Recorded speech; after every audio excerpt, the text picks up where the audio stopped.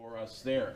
So we're going to do Philemon when we finish 2 Samuel, and then we will do Luke.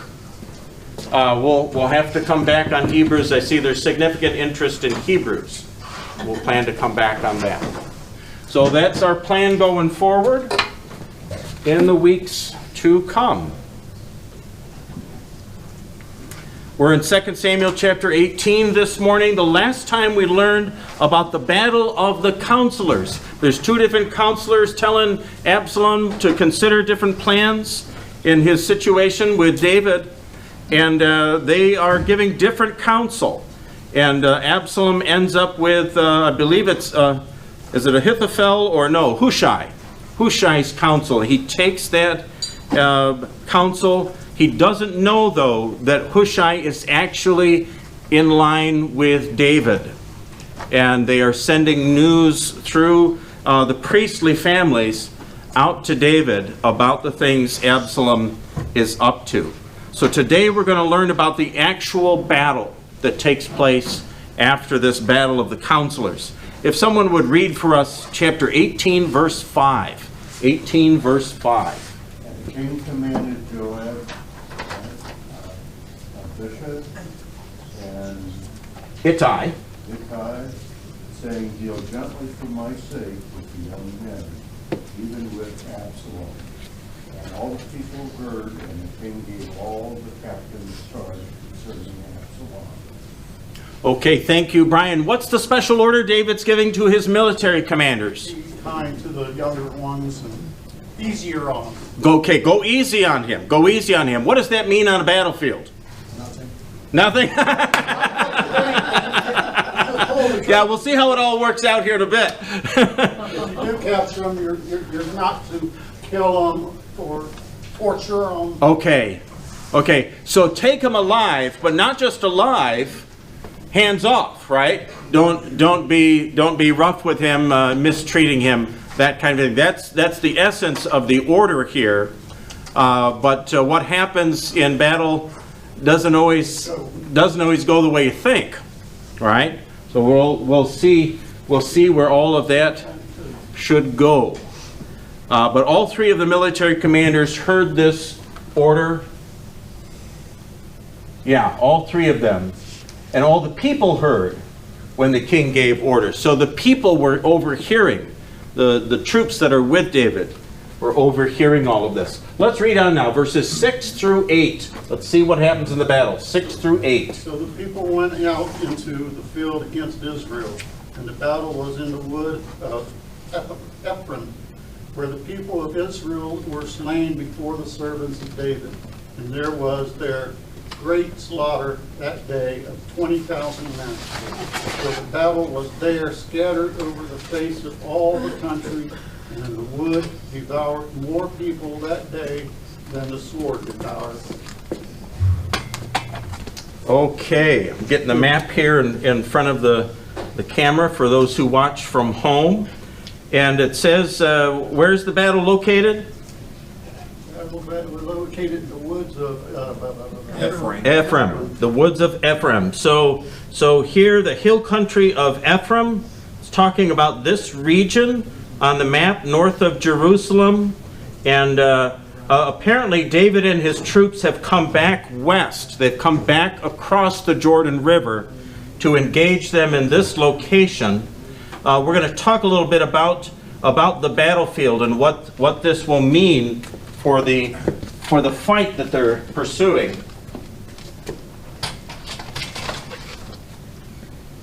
They said that the woods took more than the story to mean that people ran into the woods and hid and left the other ones to say, hey, I'm just not getting in this, I want to stay alive.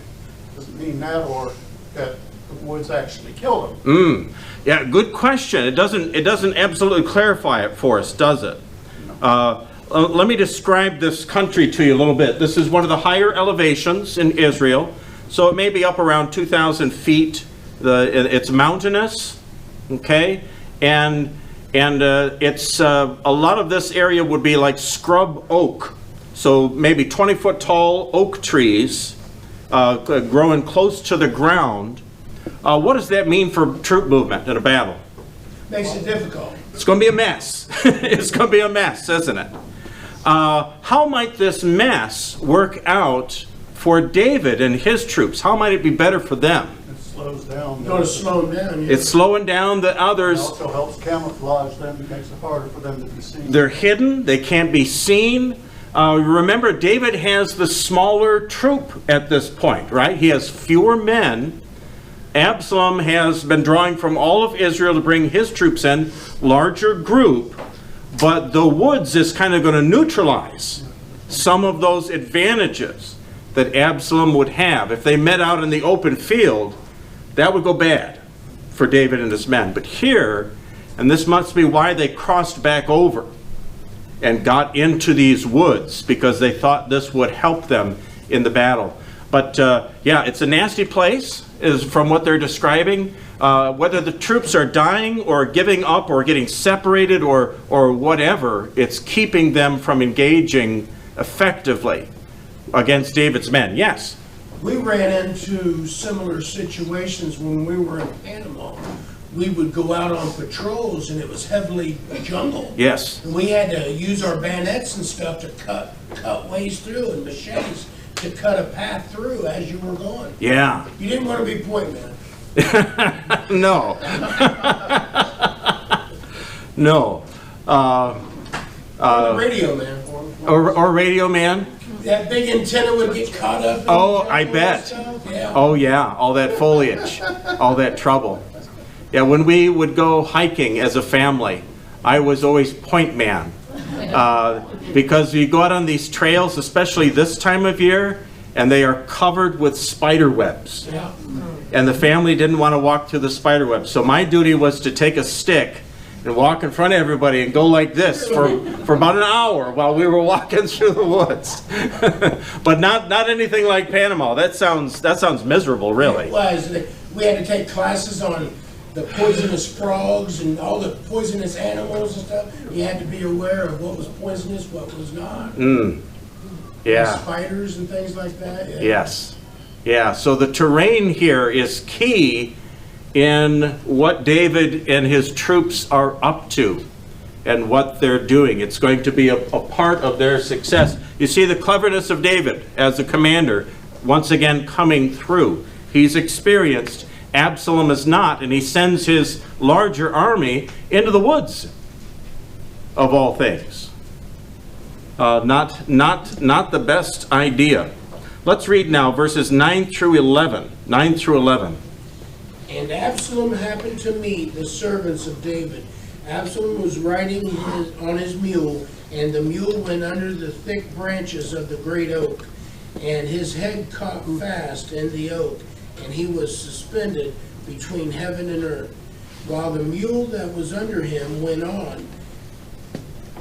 And a certain man saw it and told Joab, Behold, I saw Absalom hanging in an oak.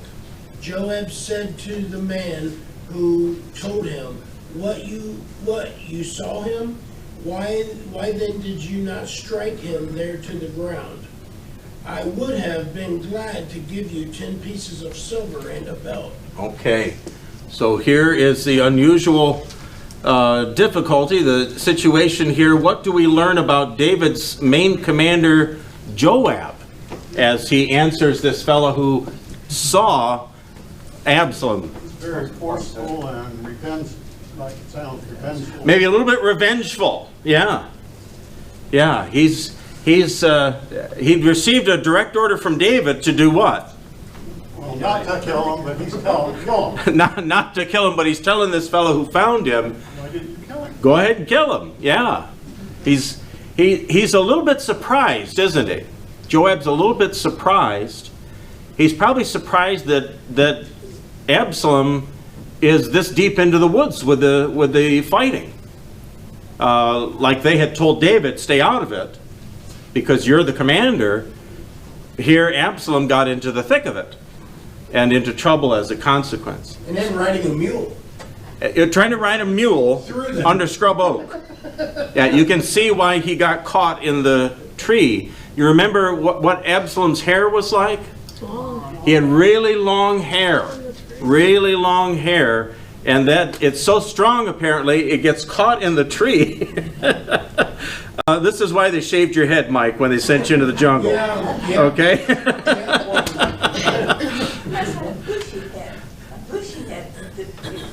You think he had bushy hair? Couldn't get his helmet on. Couldn't get his helmet on? Didn't stay on, apparently. Yeah. I'm glad Mike made it all right. I'm glad he came back too. I'm glad Mike made it out.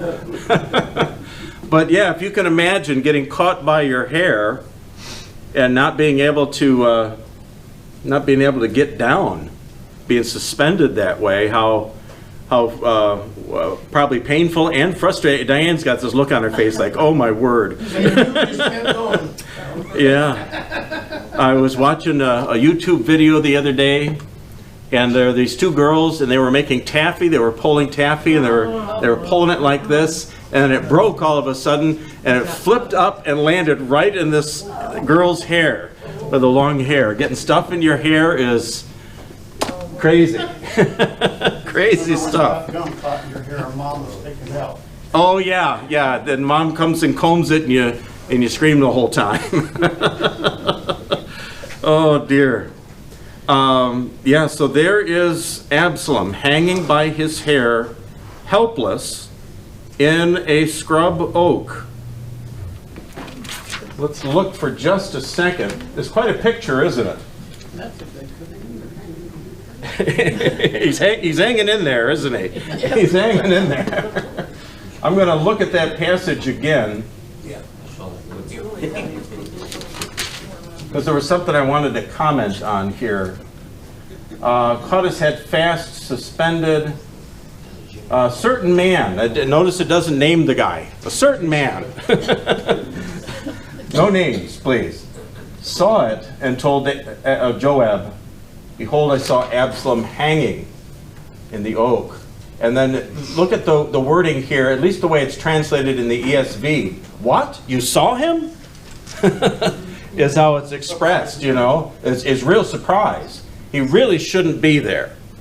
What's the reward that Joab says he would have offered this fellow? 10 pieces of silver and a belt. 10 pieces of silver and a belt. What would that significance would a belt be? I don't know. I don't know. Maybe it's like the ones they give the boxers, okay, with the big buckle on it, you know? Championship belt. A championship belt. I'm not sure. Would it What? hold the silver? Oh, maybe the silver goes in the belt. Like a Maybe, money belt. Like a money belt. Okay. Yeah, I'd have to look into that culturally. What the significance of the belt would be. I'm not sure what to make of that.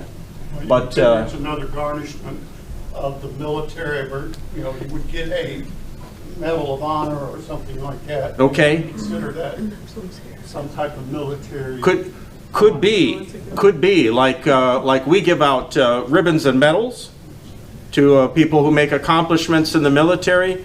It could be the belt was some sort of some significance like that. Interesting, yeah. Did it have suspenders? They didn't have suspenders apparently. Well, remember they're wearing robes. They're wearing robes, so the belt helps hold the robe in. Okay, yeah, Helen. They give belts out for karate. Oh, sure, there you go, merit belts, yeah. So you can sit in karate and she gets all different kinds of belts, and that gives them a This, new level. this is maybe his black belt coming to him or something.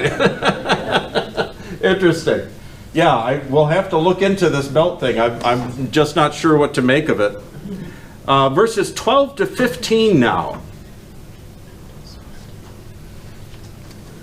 And the man said unto Joab, though I should receive 1,000 shekels of silver in my hand, yet would I not put forth my hand against the king's son, for in our hearing the king charged thee and Abishai. Abishai and Ti said, beware that none touch the young man as Absalom. Otherwise I should have wrought falsehood against mine own life, for thee is no matter in for the king and though I wouldst have sent thyself against me. Another one? Down through 15 is where we're Oh my headed. gosh. Shall I pick up? Where'd you leave off? 14. Joab said, I will not waste time like this with you. And he took 3 javelins in his hand and thrust them into the heart of Absalom while he was still alive in the oak. And 10 young men, Joab's armor bearers, surrounded Absalom and struck him and killed him. Okay, so there you go. What are we learning about Absalom here? What are we learning about him? Not Absalom. Yeah, he did. I meant Joab, excuse me.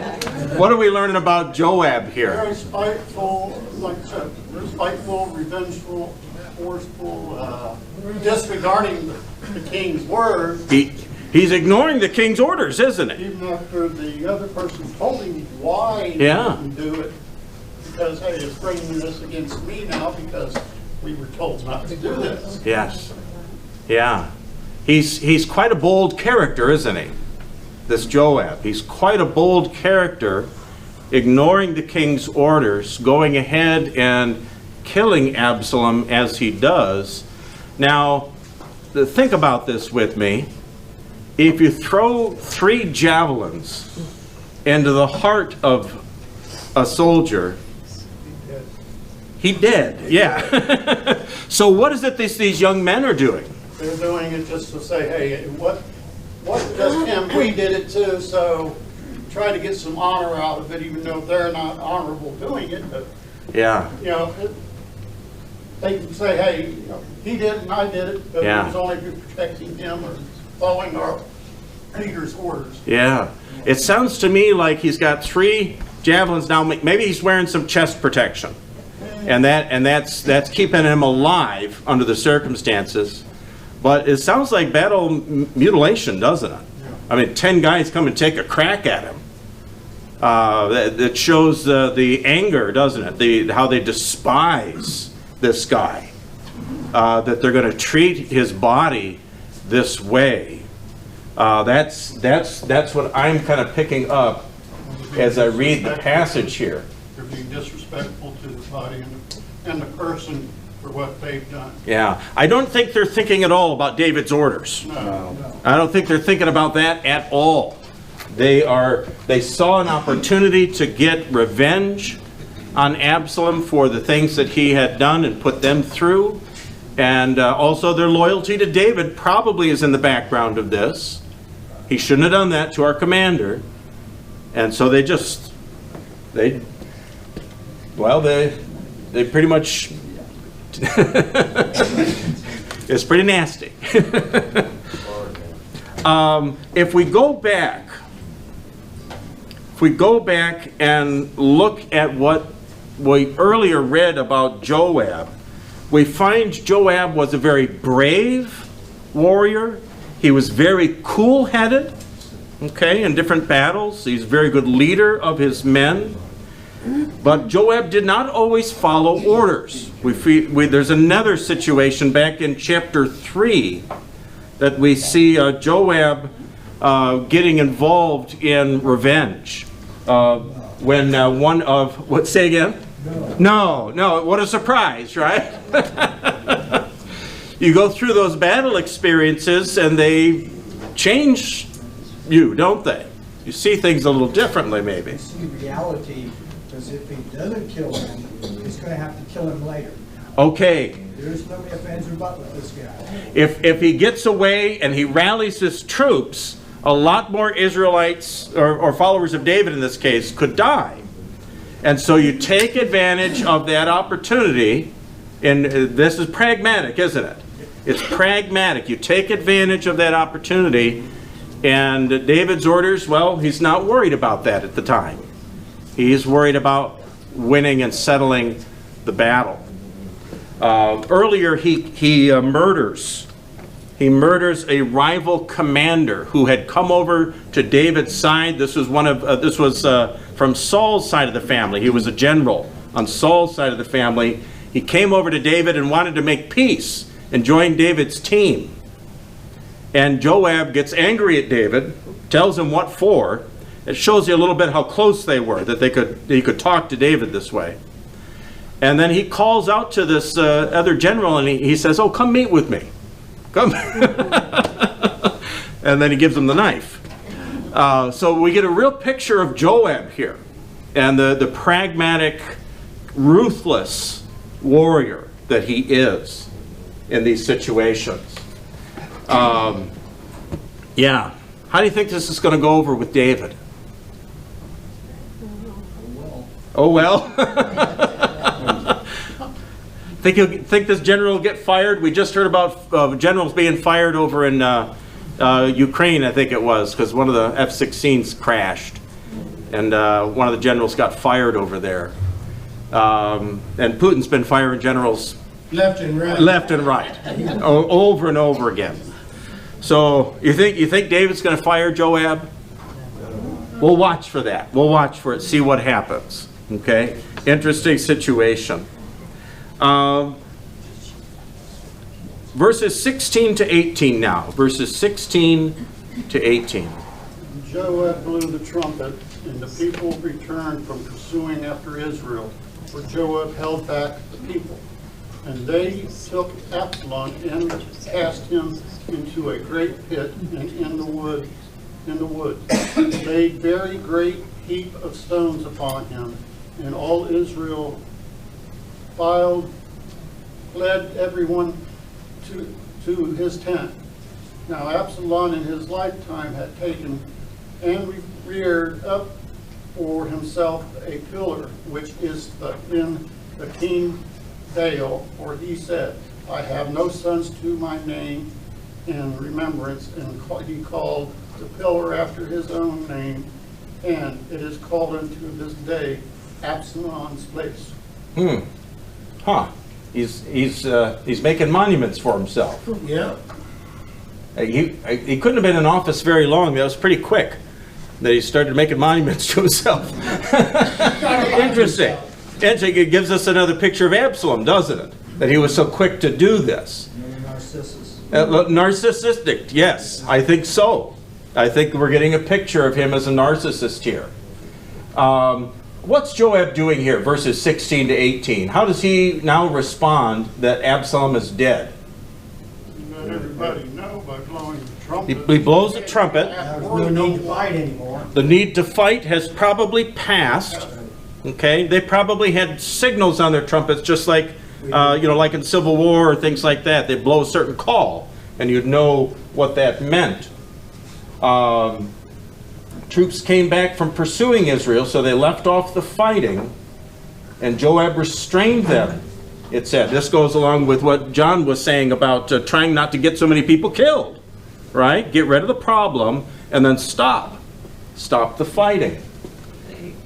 Covered up the body right away. They covered up the body right away. What do you think about this burial practice they're using? I think they're trying to hide that his body was mutilated. Do you think David's not going to go dig through all those stones? I don't know. Yeah. There might be something more to it going on here. If you violated certain laws in the Old Testament, there was a certain punishment that would follow. What was that called? Stoning. Stoning. Okay? Now we've seen that Joab throws the 3 javelins, then 10 of his armor bearers come and they get involved in doing this to the body. Now who's involved? It's like the whole troop comes out, doesn't it? Everybody get a stone and throw it on top of this guy's body. It's probably, as much as anything, a marker of shame. Okay? They're shaming, once again, the body here by burying it under the stones. But it still could also be, like I said, is to hide the fact that he got this, but still shaming at the same time, so they're accomplishing 2 things at one time. Yeah. Yeah. They're behind, you're saying they're behind, and plus trying to, so that won't let David know, hey, we didn't follow your orders. Yeah, it's interesting, the first fellow that finds him is just called a certain man. There's no names, you know. The only name we've seen in any of this is Joab so far. Yeah, Michelle, you had started to I say said something. they were sending a message by doing that. Sending a message, yeah, of that this is how people who rebel against the king can be treated. Yeah. So I'm fascinated by the last thing that's said there in verse 18. He called the pillar after his own name, and it is called Absalom's monument to this day, which means as the writer is recording this information, apparently it's still there. Apparently it's still there, and that's kind of interesting that it didn't get destroyed or desecrated the way that Absalom's body got destroyed and desecrated. Yeah, when your side takes over, you take down the other guy's monuments. That's a very common thing that happens. I don't know if you remember when Iraq fell. There were all these big, everywhere you look, there's a big picture of Saddam Hussein. Everywhere. And they went around tearing all of that stuff down. The Iraqis, they were taking their shoes off and smacking them in the face with the shoe, right? Because that's a way of shaming somebody in their culture. Because they're, it gets on the bottom of shoes, right? And say again? That's what they did to President Bush at one time. They threw a shoe at him, didn't they? That was a way of shaming somebody in that culture. Here, but Absalom's monument, maybe it was lying on its side, I don't know. But it was still there to that day, the writer tells us. Okay. Pastor, Yes.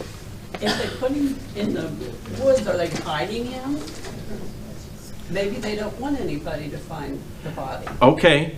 Well, there's a lot of witnesses, though, aren't there? Yeah, somebody will squeal. I'm sure under the circumstances, when you have that many witnesses, some Judean sits down at the Judean bar and has too much to drink. It's all going to come out, right? It's all going to come out. So yeah, if the motive was to hide the location of the burial, probably not the way to do it. You'd probably want to dig a hole somewhere and cover it up and put it in a place where it wouldn't be discoverable that way. Let's read verses 19 to 23. 19 to 23. Then Ahimaaz, the son of Zadok, said, "Let me run and carry news to the king that the Lord has delivered him from the hand of his enemies." And Joab said to him, "You are not to carry news today. You may carry news another day, but today you shall carry no news, because the king's son is dead." Then Joab said to the Cushite, "Go tell the king what you have seen." The Cushite bowed before Joab and ran. Then Ahimaaz, the son of Zadok, said again to Joab, Come what may, let me also run after the Cushite." And Joab said, "Why will you run, my son, seeing that you will have no reward for the news?" Come what may, he said, "I will run." So he said to him, "Run." Then Ahimaaz ran by the way of the plain and outran the Cushite. Okay, so we've got a couple different runners here. Refresh our memories. Who is Ahimaaz? One of the, I won't say one of the generals, but one of the priests. Okay, he's not a general. He is the son of one of the priests serving at the tabernacle in Israel. And he was one of the ones that was a message bearer. They would bring the message from his father. A lady would bring it out of the city, and he would get the message and then take it to David. So he was a messenger in this situation. Is this the sort of thing that a priest's child should be getting involved in? No. Pastor's kids? I don't know, is it? Yeah, it's a little bit awkward. They're involved in basically the espionage here, aren't they? These young men. And now he wants to bear this shocking news to David. We're going to see how he presents the news here in just a minute. He outruns this Cushite. Where are Cushites from? Cush. Why, thank you, Susan. Where are Cushites from? You know this name? Cush. So Cush is the name of the part of Africa where today is like Ethiopia. Okay? So he's probably an African. Africans would come up through the Red Sea, and they were involved in the trade that was taking place with Israel in the Near East. And he has probably come up and joined their military and become part of it. If you watch the Olympics, something you know about the Ethiopians is that they are fantastic runners. Okay, they are fantastic. There's some of the best in the world. They are often among the top finishers in the marathon. Okay, in the Olympics. So they send this fella as the runner. He's going to bear the message to the king, but Ahimaaz wants to bear the message himself.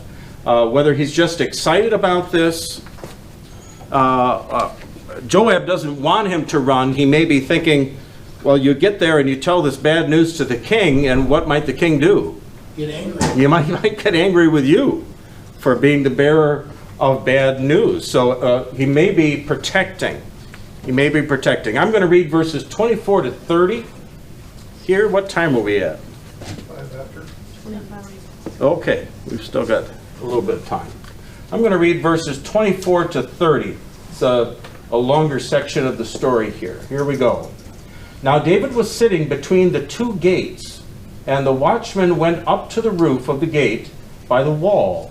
And when he lifted up his eyes and looked, he saw a man running alone. The watchman called out and told the king. And the king said, "If he is alone, there is news in his mouth."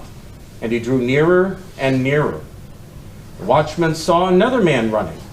And the watchman called to the gate and said, "See another man running alone." And the king said, "He also brings news."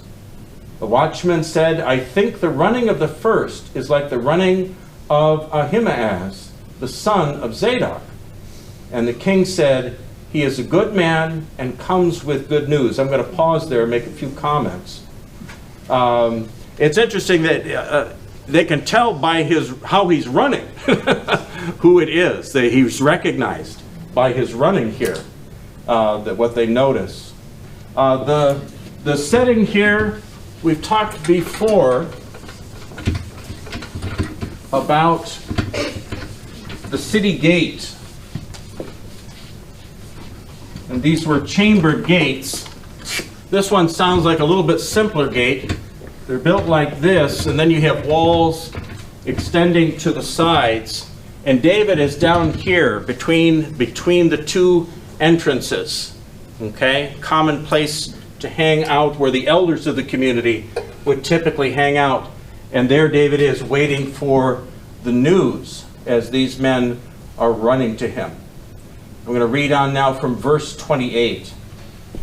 And Ahimaaz cried out to the king, "All is well." You think that's a lie? Yeah. So they got it done. They got it. The task is taken care of, isn't it?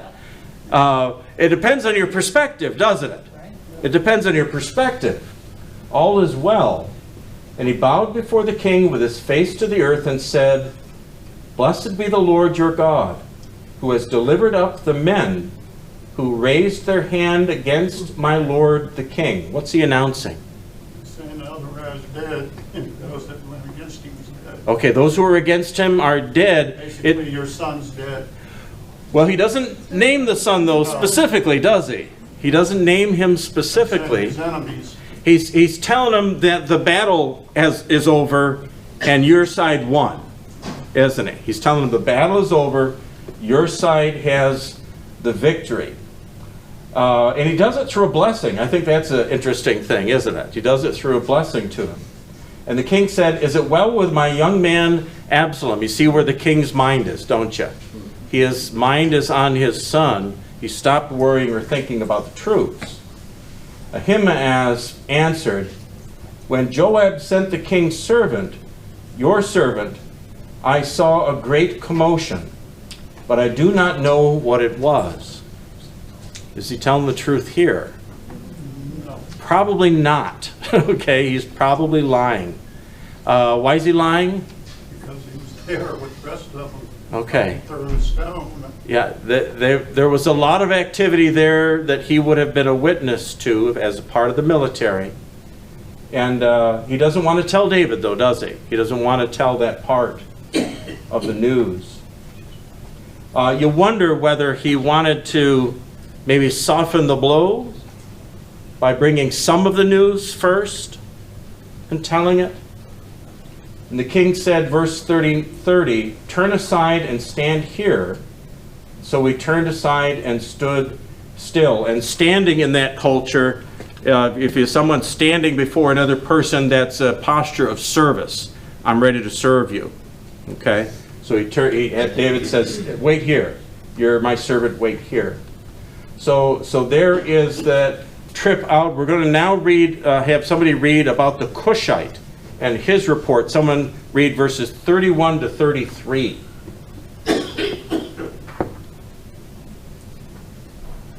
And behold, the Cushite came, and the Cushite said, good news for my lord the king.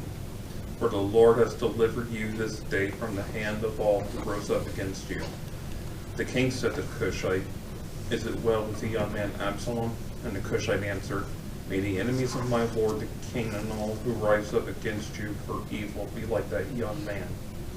And the king was deeply moved, and went up to the chamber over the gate, and wept. And as he went, he said, O my son, Absalom, my son Absalom, would I had died instead of you, O Absalom, my son, my son. Okay.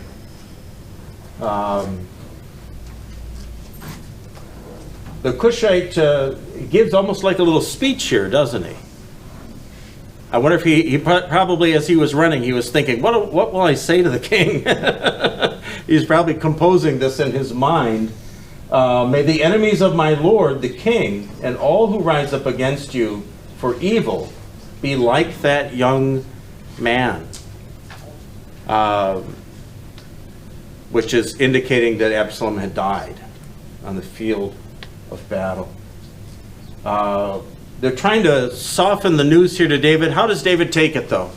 How does he take it? Powerfully.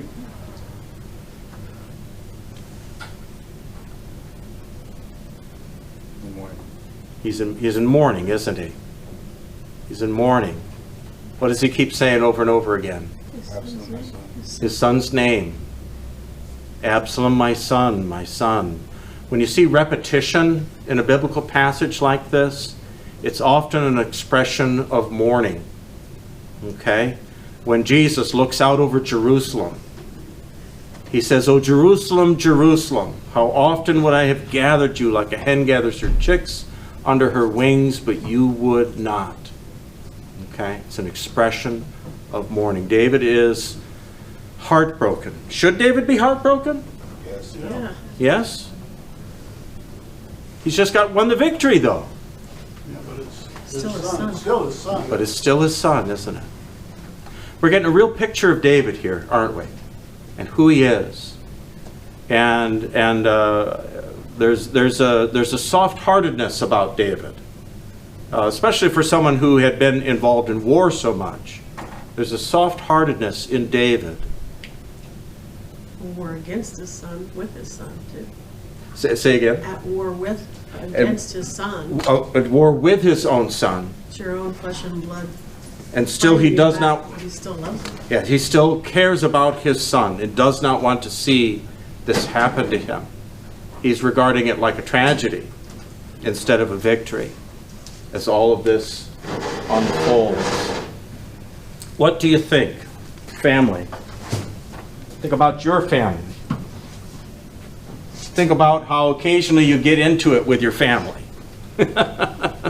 These things happen, don't they? What should be your attitude toward those family members in such circumstances?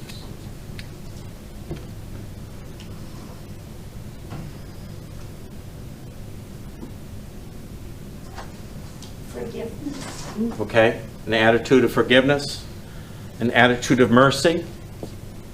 Okay? Understanding. Trying to be understanding. But won't those things make you weak? Won't those things make you vulnerable if you behave those ways? It also can make you strong. How? In the You're eyes of- loving, it makes you feel, well, you love something so much you want to defend it and act upon whichever is destroying it or hurting it. Hmm. And so it can make you stronger as well as, like I said, weaken you, because you don't, as he tried earlier, don't kill my son. Capture him, don't kill him. So he was showing, you know, that he was going to give mercy and pity to him because of, more than likely because it was his son. Yeah. You know. We, But he also was taught, just because you erred, do not blame someone else for their error. Forgive them. So you gotta forgive them. yeah, David all along through this has been acting with an attitude of mercy, hasn't he? Mercy toward his family members. Quite the opposite of Joab, who was like, we got to get this guy out of here. We got to take care of this. No, it wasn't his family member. It wasn't his family. He was just, like you said, one of these people in the Yeah. military, and say, hey, the only way you can win a battle is Yeah. to destroy the other side. Yeah. Wasn't Joab Joab was his nephew? Joab is kin to David? Yeah. I think that's right. remember that he was his I think sister's that's right. son. It Yeah. was his own nephew that did all this to him. Yes. But we see a difference in the two men's attitudes here, don't we? Joab is acting pragmatically. He might be thinking, I'm saving the lives of my other family members who are in the battlefield. He might be thinking that way. David is looking at his son. So go ahead, Mark. He did it to his father, well, what'll keep him from doing it from the rest of the families? That's right. So Absalom is no longer a trusted person, is he? He's no longer a trusted person. But David has tried to show Absalom a measure of mercy all the way through this. And you might say Absalom was stabbing him in the back repeatedly. And yet, even at the end, David is in mourning. Yeah. I was thinking that this is like, what if the parable of the prodigal son went horribly wrong, because David's like that father who's waiting and expecting for his Son to come back. and everything, but it didn't turn out that way. Okay. He wants to see Absalom reconciled and back into the family, doesn't he? And he's been deprived of that by his death. I'll bet every family represented in this room, if I know a little bit about families, and I do, has been through this kind of a inner struggle before, where people were butting heads and doing wrong to each other, mistreating each other. And God guide our hearts when we get into those situations. We could act like Joab, couldn't we? And be ruthless. But maybe there's something here to acting like David and extending mercy and trying to reconcile and make peace. But that comes with vulnerability. Those of you who said, have mercy, be kind, forgive. You got to know that. It comes with vulnerability. And you've got to guard your heart and your mind in those circumstances. If you're showing mercy to a rebel, Lord, have mercy on us, right? Lord, have mercy on us, because we're rebels in our own way, aren't we? Showed different side of David also. Showing, different side of David. Well, David has shown mercy to Saul, though, in the past, hasn't he? Yeah, but Repeatedly. This is a little different, I think. But I just thought it showed him more merciful. It's showing, this is a chief characteristic in David's character, isn't it? That he is he tries to be merciful. He's always been so outgoing and strong, and it showed a different side of him. Yeah. You think maybe David's learning from his own mistakes? We talked about the affair with Bathsheba, the killing of Uriah. These death penalty worthy sins of David, and yet God calls him to repentance and has mercy on him. He's paying for all his bad times. Yes. So save sins. Yes, David in his own way is paying for his own faults, isn't he, in this whole situation? Yeah. It's still his son. It's still his son. It's still his son. Yeah. And sounds like David wished he would have died in Absalom's place. Yeah, that's what he says, isn't it? I wish that I would have died instead of my son. This is a deep sign of mourning. When people talk about their death like that, there might be a little depression thing going on here. Okay, we would say in modern parlance, this has really torn David's heart out, we would say. Go back now to verses 19 and 28. Verses 19 and 28, and we'll end with the thoughts here about what Ahimaaz says. Verse 19, let me run and carry news to the king that the Lord has delivered him from the hand of his enemies. And then in verse 28, blessed be the Lord your God, who has delivered up the men who raised their hand against my Lord and King. We've seen in previous sessions, through all of this history that we're reading, how the hand of God is at work. God is at work in David's family. God's at work in the kingdoms of Israel. And I wonder, as I read this, if these theological statements from Ahimaaz are again pointing toward that idea. The hand of God has taken its judgment on Absalom, even though David would have wished for mercy. Let's bow our heads and have a closing prayer. Heavenly Father, as we think about your word and the history of your people, and as we think about our lives and our own families, teach us, O Lord our God, to be wise in the way we deal with one another.